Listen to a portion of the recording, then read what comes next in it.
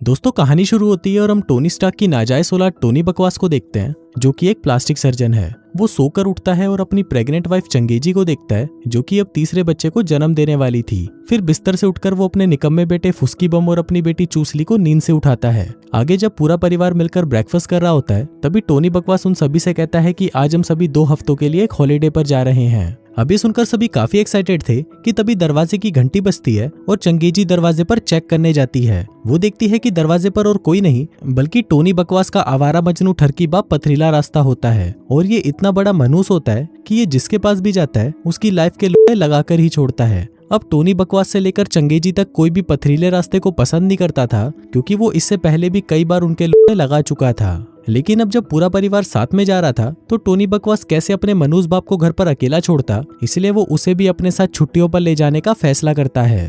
अब पथरीले रास्ते की बूढ़ी हड्डियों में इतनी जान नहीं थी कि वो अपना बैग उठाकर सीढ़ियों से नीचे उतर सके, इसलिए वो सीधा ही उसे ऊपर से नीचे फेंक देता है। हम देखते हैं कि टोनी बकवास ने कुछ महीनों पहले ही एक बहुत हाईटेक गाड़ी खरीदी थी, जिसके फीचर्स के बारे में उसे खुद पता नहीं था। अब सभी निकलने ही वाले थे कि टोनी का बेटा फुस्की बम चिल्लाने लगता है। कहता है कि मैं अपनी खिलौने वाली बंदूक घर पर ही छोड़ आया, जिसे देखकर पथरीला रास्ता भी कहने लगता है कि मुझे भी अब जोर का मूत आ रहा है। अब टोनी बकवास गालियां देता हुआ कार से बाहर निकलता है और अपने बाप को मुतवाने और अपने बेटे की टॉय गन लेने के लिए घर के अंदर जाता है। लेकिन अपना पथरीला रास्ता तो एक नंबर का मनूस था और वो मूतते वक्त सारे टॉयलेट पेपर को कमोड के अंदर ही गिरा देता है, जिसके बाद वो उन्हें बाहर निकालने की बजाय उस कमोड को कपड़े से ढक देता है, जिस वजह से उस कमोड से लगातार पानी निकलने लगता है। वहीं दूसरी तरफ जब टोनी बकवास अपने बेटे की बंदूक ले रहा था, तभी उसे वहां पर किसी की आवाज सुनाई देती है। वो उस बंदूक से उस आदमी पर शूट करता है, लेकिन फिर उसे पता चलता है कि जिस आदमी की उसने फाड़कर 464 कर दी थी, वो उसका बाप पथरीला रास्ता ही है,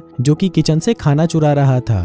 तभी टोनी बकवास को उसके एक पेशेंट का कॉल आता है, जो उसे कहती है कि बड़ी के तूने मेरे साथ ये क्या बकचोदी कर दी। मैंने तो तुझे मेरे होठों की सर्जरी करने को कहा था, लेकिन तूने तो मेरी ऐसी हालत कर दी कि मैं तो गधे के पिछवाड़े की तरह दिख रही हूँ। अब टोनी बकवास जैसे तैसे करके उस मामले को संभालने की कोशिश करता है और उसी दौरान उसका बाप पथरीला रास्ता पूरे घर को बर्बाद करने में लगा रहता है। इसके बाद टोनी बकवास उन सभी को लेकर अपनी कार में हॉलीडे के लिए निकल जाता है, लेकिन इसी दौरान रास्ते में उसका बाप अपना सड़ा हुआ मुंह बंद करता ही नहीं और पूरे रास्ते बकवास करके उन सभी के मूड का बड़ा कर देता है। फिर कुछ दूर जाने पर उनकी कार का पेट्रोल खत्म होने लगता है, तो वो लोग एक गैस स्टेशन पर रुकते हैं और पथरीला रास्ता को उसमें पेट्रोल भरवाने का काम देकर वो सभी स्नैक्स खरीदने के लिए एक दुकान में चले जाते हैं। वहीं वो ठरकी पेट्रोल भरते भरते एक नीले बालों वाली पटाखा को देखता है, जिसे देखकर उसका बूढ़ा सामान एकदम से तन जाता है। तभी वो नीली लड़की पथरीले रास्ते के पास आती है और उससे पूछती है कि क्या आपने मेरी मॉम को देखा है, वो यहीं पर ही अपनी कार में थी। जिस पर पथरीला रास्ता कहता है कि देखा तो है, लेकिन वो बहुत पहले ही यहाँ से चली गई। नीली लड़की कहती है कि क्या आप मुझे मेरी मॉम से मिलवाने में मदद करोगे। अब पथरीला रास्ता सोचता है कि यही सही मौका है इसे दबोचकर घोड़ी बनाने का, इसलिए वो खुशी खुशी उसकी मदद करने के लिए तैयार हो जाता है। जिसके बाद वो उस लड़की को अपनी कार में ही छुपा लेता है, ताकि टोनी बकवास और उसके परिवार को इस बारे में पता न चले।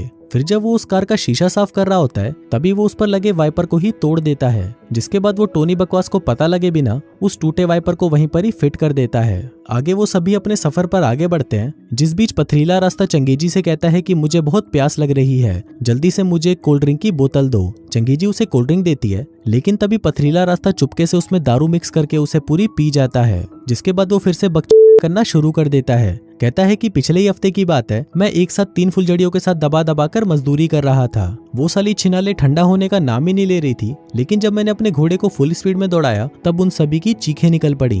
अब ये सब सुनकर टोनी बकवास की सटक जाती है और वो अपने बाप को कॉल करके उसे अपना मुंह बंद रखने को कहता है, लेकिन उसका बाप उसे मना कर देता है और कहता है कि तेरा घोड़ा लंगड़ा है तो मैं क्या करूं, मैं तो सभी को अपने कारनामों के किस्से सुना रहा हूँ। अब जब वो दोनों आपस में बकवास कर रहे होते हैं, तभी हम देखते हैं कि कार की मशीन में कुछ खराबी आ जाती है। वहीं चंगेजी भी पथरीले रास्ते की बकवास सुनकर परेशान हो चुकी थी और वो उसे कहती है कि बड़ी के अपने बाप का मुंह बंद करा, मुझे तुम्हारे चूतिए बाप के साथ कहीं नहीं जाना। अब टोनी बकवास भी उसकी बात मानकर ब्रेक दबाकर गाड़ी को घुमाने लगता है, लेकिन कार का ब्रेक नहीं लगता, जिस दौरान वो एक गाड़ी से टकराते टकराते बचते हैं। टोनी बकवास अपनी वाइफ से कहता है कि डार्लिंग वो बस गाड़ी की थोड़ी सी ब्रेक फेल हो चुकी है। अभी सुनकर वहां बैठे सभी लोग इंक्लूडिंग नीली लड़की की भी फटकर 464 हो जाती है। जिसके बाद वो बाहर आकर पथरीले रास्ते से कहती है कि बूढ़े बूढ़ी के मुझे कहाँ लेकर जा रहा है। अब उस लड़की को देखकर सभी हैरान हो जाते हैं, क्योंकि एक मुसीबत उनके पास कम थी जो एक और मुसीबत उनके पास आ गई। अब उस लड़की को लगता है कि शायद ये लोग उसे किडनैप करके ले जा रहे हैं, इसलिए वो वहां पड़ी टॉय गन को उठाकर टोनी बकवास के ऊपर फायर कर देती है। लेकिन उसकी किस्मत अच्छी होती है कि वो बच जाता है, तभी वो लोग उसे समझाने लगते हैं कि कोई भी तुम्हें अगवा नहीं कर रहा, वो सचमुच तुम्हारी मदद करेंगे, जिसे सुनकर उस लड़की को उन पर थोड़ा भरोसा हो जाता है। अब टोनी बकवास चंगेजी को उस डीलर का नंबर देकर उसे कॉल करने को कहता है जिससे उसने ये गाड़ी खरीदी थी। तभी कॉल लगाने के बाद टोनी उस डीलर से कहता है कि छड़ी के तूने मुझे ये क्या बवासीर बेच दी, इसमें ब्रेक क्यों नहीं लग रहा। वहीं वो डीलर एक और परिवार को भी वही गाड़ी बेचने में लगा हुआ था, इसलिए वो उसे कहता है कि सर थोड़ा सा दम लगाओ, इसमें ब्रेक लगाने के लिए पिछवाड़े में ताकत होनी चाहिए, जो बोलकर वो फोन काट देता है। उधर वो लड़की गाड़ी की खिड़की से अपनी माँ को देखती है जो कि अपने कान में ईयरफोन लगाकर गाने सुनते सुनते कार को फुल स्पीड में दौड़ा रही थी। उसे देखकर नीली बहुत चिल्लाती है, लेकिन उसकी माँ उस पर बिल्कुल भी ध्यान नहीं देती। इसी दौरान टोनी बकवास के सामने गाड़ी आने की वजह से वो अपनी कार को घुमा देता है और एक चोमू की कार के गेट उड़ाकर वहां से निकल जाता है। अब जिस चोमू ने उसकी कार का दरवाजा उड़ाया था उसका नाम होता है मंगेश मुर्दाबाद, जो कि टोनी बकवास से उसकी भरपाई करने और उसकी तोड़ने के लिए उसके पीछे पड़ जाता है। अब इसी दौरान दो पुलिस वाले उन दोनों को ओवर स्पीड में गाड़ी चलाते हुए देख लेते हैं, जिसके बाद वो भी उन दोनों के पीछे पड़ जाते हैं। उधर पथरीला रास्ता जैसे तैसे करके अपने छोटे दिमाग का इस्तेमाल करता है और उस कार के ब्रेक को ठीक करने की कोशिश करता है। अब उसने अपना मुंह टोनी बकवास की टांगों के बीच में घुसाया हुआ था, जिस वजह से पुलिस को ये देखकर लगता है कि शायद टोनी बकवास किसी से अपना चुसवाने में बिजी है। वो उसे कहता है कि के चुसवाना बंद कर और कार को साइड में लगा। टोनी बकवास उसे समझाने की बहुत कोशिश करता है कि उसकी कार का ब्रेक फेल हो चुका है, लेकिन पुलिस वालों को उसकी बात पर भरोसा नहीं होता। इसी दौरान चूसली एक पेपर पर हेल्प लिखकर उसे पुलिस वालों को दिखाने लगती है, लेकिन वो पेपर कार से उड़कर सीधा एक पुलिस वाले के मुंह पर जाकर चिपक जाता है, जिस वजह से उसकी बाइक स्लिप कर जाती है। उधर वही पेपर उड़ते उड़ते मंगेश मुर्दाबाद की कार पर जाकर चिपक जाता है, जिससे उसका भी एक्सीडेंट होते होते बचता है। लेकिन इस सब के बाद भी मंगेश मुर्दाबाद टोनी का पीछा नहीं छोड़ता, क्योंकि उसे टोनी से उसकी कार की भरपाई का पैसा लेना ही था। इसी दौरान उसका बाप अपना फोन निकालता है और व्लॉग बनाना शुरू कर देता है, ताकि पुलिस वाले के पकड़ने पर वो उन्हें बता सके कि उनकी गाड़ी की ब्रेक फेल हो चुकी थी, जिस वजह से उन्होंने इतना कांड मचा दिया। वहीं दूसरी तरफ ट्रैफिक पुलिस की हेड ऑफिसर को भी इस बारे में इन्फॉर्म किया जाता है कि एक आदमी अपना चुसवाते हुए कार को फुल स्पीड में दौड़ा रहा है। अब ये सुनकर वो पुलिस वाली हाईवे पे मौजूद एक टोल गेट को बंद करने का ऑर्डर दे देती है, लेकिन इससे पहले कि वो टोल गेट बंद करते, वो लोग वहां पर पहुंच जाते हैं और उस टोल गेट को पूरा बर्बाद करके वहां से चले जाते हैं। अब उनकी ये तेजी से कार भगाने वाली बात सभी न्यूज चैनल पर फैल जाती है। वो बताते हैं कि एक आदमी अपना चुसवाते हुए कार को 200 की स्पीड में भगा रहा है। इसी दौरान टोनी की कार के शीशे पर कबूतर हक कर चला जाता है, जिसको साफ करने के लिए टोनी जब कार का वाइपर चालू करता है, तभी वो वाइपर भी टूटकर नीचे गिर जाता है। अब उन्हें कार के शीशे में कुछ भी दिखाई नहीं दे रहा होता, इसलिए पथरीला रास्ता कार के सनरूफ से बाहर निकलकर उस कार के शीशे को साफ करने की कोशिश करने लगता है।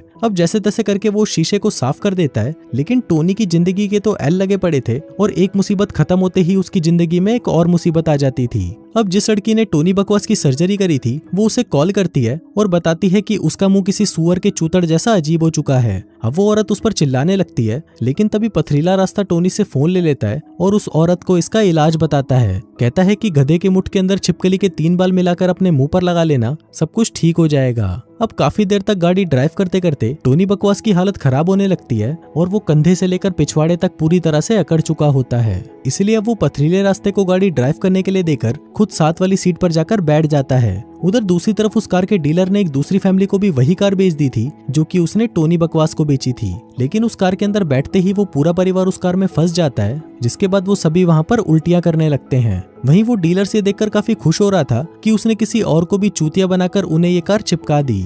वहीं एक पुलिस वाला टोनी बकवास के पास आकर उसे अपनी कार रोकने को कहता है और उसे अपनी गन दिखाने लगता है, लेकिन तभी उसकी गर्भवती पति ये देखकर कार का दरवाजा खोलती है और अपना भटूरे जैसा पेट दिखाकर उसे कहती है कि बड़ी के मुझे गोली मार, पहले ही कार ने हमारी जिंदगी बर्बाद कर रखी है और तू साला चूतिया हमारी मदद करने की बजाय हमें बंदूक दिखा रहा है। अब ये देखकर वो पुलिस वाले भी समझ जाते हैं कि ये लोग सचमुच में मुसीबत में हैं, लेकिन वो कुछ नहीं करता और वहां से चला जाता है। अब ड्राइव करते हुए पथरीले रास्ते को मूत लग जाता है, इसलिए चंगेजी उसे अपना टैंकर खाली करने के लिए एक प्लास्टिक की थैली दे देती है। अब पथरीला रास्ता दबाकर उसमें अपना सारा पानी निकाल देता है, जिसके बाद वो उस थैली को अपने बेटे को दे देता है। फिर टोनी उस मूत को खिड़की से बाहर फेंक देता है, जो सीधा जाकर मंगेश मुर्दाबाद के मुंह पर लगता है। अभी देखकर मंगेश का दिमाग और भी ज्यादा खराब हो जाता है और वो गुस्से में अपने मुंह पर बाल्टी डालकर उनका पीछा करने लगता है, लेकिन तेज स्पीड में होने की वजह से वो अपना बैलेंस खो देता है और सीधा आकर कुछ शूटिंग कर रहे लोगों की कार से जाकर टकरा जाता है। फिर हम देखते हैं कि यहाँ से थोड़ी ही दूर एक चेक पोस्ट पर गाड़ियों का जाम लगा हुआ था और वहीं हमारा टोनी बकवास तेजी से उनकी तरफ बढ़ता हुआ